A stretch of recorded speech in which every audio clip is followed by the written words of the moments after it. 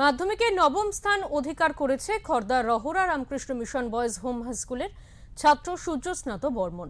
মঙ্গলবার শ্যামনগর ব্যানার্জি পাড়া বটতলায় তার বাড়িতে আসেন নোয়াপাড়ার বিধায়ক তথা প্রাক্তন সাংসদ অর্জুন সিং এবং স্থানীয় কাউন্সিলর হিমাংশু সরকার।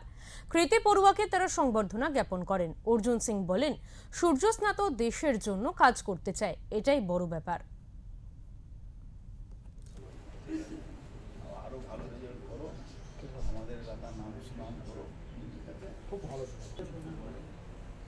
সর্বোপরি আমার মা বাবাকে অবদান করব এবং আমার শিক্ষক শিক্ষিকা আর আমার বন্ধুরা আমার সাহায্য করে যথেষ্ট এর পিছনে।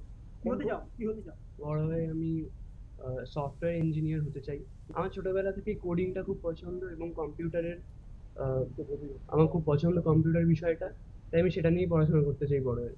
কোন শিল্পাঞ্চলকে লোক খুব খারাপ চোখে দেখে, কিন্তু আমাদের এখান থেকে তুমি যদি আইসিআইসি দেখো সব থেকে টপ আমাদের আজকে 9th পজিশন করছি। ওর চিন্তা ভাবনা দেখো, সফটওয়্যার ইঞ্জিনিয়ার হবে। আর আজকে বর্তমান যুগে সফটওয়্যার ইঞ্জিনিয়ার বিরাট গুরুত্ব আছে। আমি ঠাকুরের কাছে প্রার্থনা করবো ওর এরকম রেজাল্ট হয়েছে, ও আইআইটি যেতে চাইছে, আরো একটু স্ট্রংলি ওকে।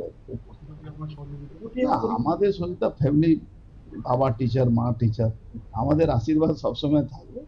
আমাদের কোনো সহযোগিতা লাগবে না, যেভাবে জয়েল ছেলে আছে আমাদের সহযোগিতা লাগবে না। আমরা বলছি সমাজের জন্য আগামী দিন আরো কাজ করবে।